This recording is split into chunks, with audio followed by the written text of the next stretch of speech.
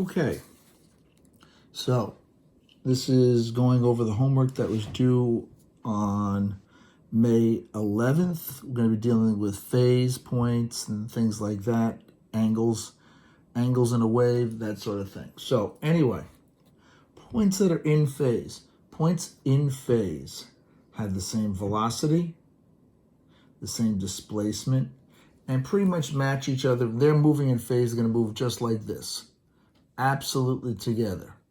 It's almost as if you could pick a section of the wave up and drop it right onto another section where it matches, they'll be in phase. So I like to start out with A. A is in phase with E and also in phase with J. B would be in phase at that point if it was marked, but it isn't, so it's just in phase with L. C is in phase with H, nothing beyond that. D is in phase with I. E is in phase with J. F is in phase with K. In phase is the easy part. Out of phase is the tougher part. They're going to be exactly a half wavelength apart, the points are, and will have the opposite displacements, provided they have a displacement, and will have the opposite velocities. For example, there's nothing out of phase with A because it would be down here on the bottom in the trough. There's nothing there, so there's nothing out of phase with A. In B, however, exactly a half wavelength way is D. If the wave is moving to the right, B would be moving up, D would be moving down. Now, that's 1/2 wavelength. Now, 1.5 wavelengths gives us I. So B and D and B and I are out of phase. C is out of phase with F. That is 1/2 of a wavelength. It's on the opposite sides of the rest position and moving in opposite directions. If the wave's moving that towards the right, C would be moving down, F would be moving up. Or you could take this and picture flipping it over. F would be right there. I'll make it F prime. You pick it up, drop it right on top. Once I flip it over, it's out of phase. So C is out of phase with F, but also out of phase with K. F and K are in phase, and C would be out of phase, has the opposite motion.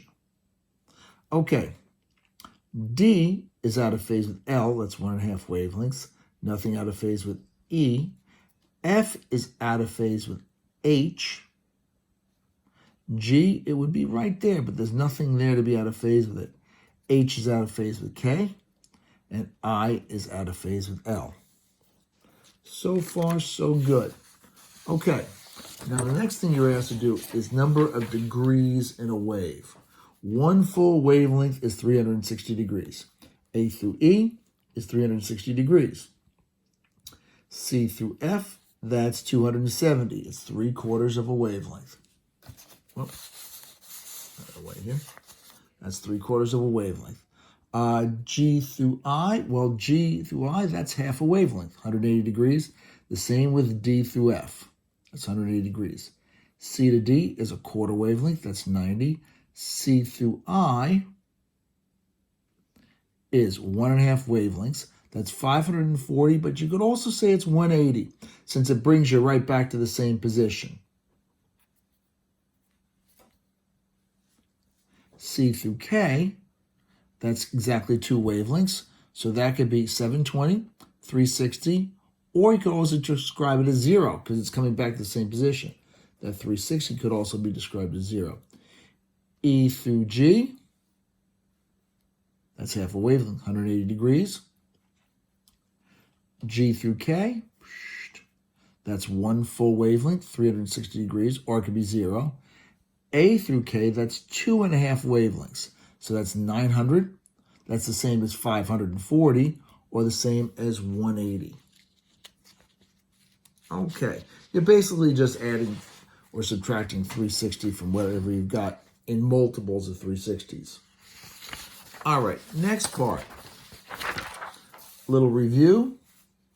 Points that are in phase. On this wave, only B and D are in phase. Points out of phase, B is out of phase with C, and C is out of phase with D. All dimensions that are a wavelength, Well, 4 goes from here to here. That's one wavelength. Or from trough to trough. And 1, that's also one wavelength. Your amplitudes, 6 or 5. No problem. And that is a transverse wave. This wave down below that's got the compressions and the rarefactions, that is a longitudinal wave. You are asked to skip 7 because we'll deal with 7 when we get to light. Next, once again, we are looking at a Doppler effect here. Each circle is called a wavefront. Point A is moving towards, well, since it's pinched on the right-hand side, A is moving towards the right. Observer B, since he's going to receive a shorter wavelength, is going to hear a higher frequency than what's being produced by the source. And that's pretty much it for that page. Last page, last but not least, here's my wave. It's moving towards the right. You want to know which direction the points are moving. Well, A is moving down. Think about, here's the wave, here's A. As the wave moves across, A just moves up and down. And there's your crust moving across, and it's going down. B, it actually comes to rest for a moment at the top there. Then it'll start to come down. C, all these waves from E all the way up to B, C and D are both getting lifted up. As this edge comes through, it lifts up C and lifts up D. E, it's coming to a stop. F, all these on the trailing edge are all getting dropped down. G comes to a stop. H is getting lifted up. I is getting dropped down. J is getting dropped down. And K is getting lifted up. Now you're asked to leave all the points that are in phase. Well, A is in phase with J. You can pick that up and drop it right on top of it. D is in phase with H. And F is in phase with I. And that's pretty much it. All the points out of phase has the opposite displacements and will have the opposite motion. And you could always take this and flip it over.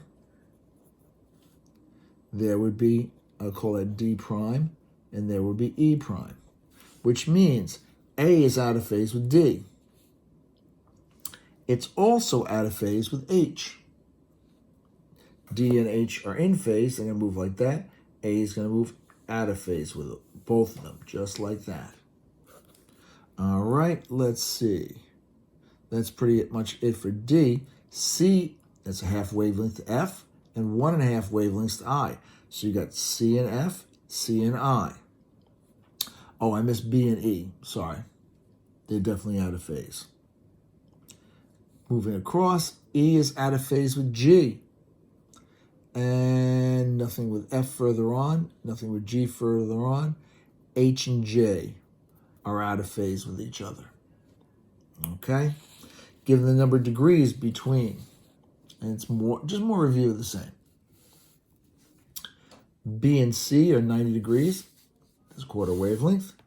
E and I are 1 1/4 wavelength, so it's 450 or 90 degrees.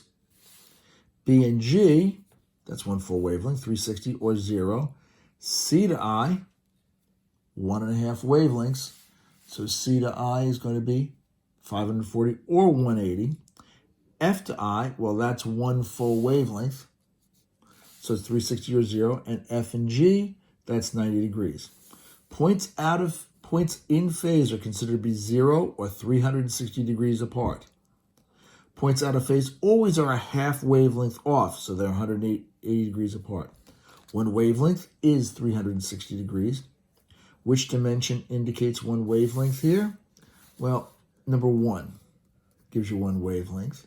And of course, the next question is for your amplitude. 4 gives you your amplitude. And that's it for that one. That one was pretty short and sweet. All right. Hope everybody's doing okay. I wanted to get this done. It's like 11:30. It's almost midnight. I wanted to get this done now because I'm going to be going to school tomorrow. All right. So take care. Bye-bye.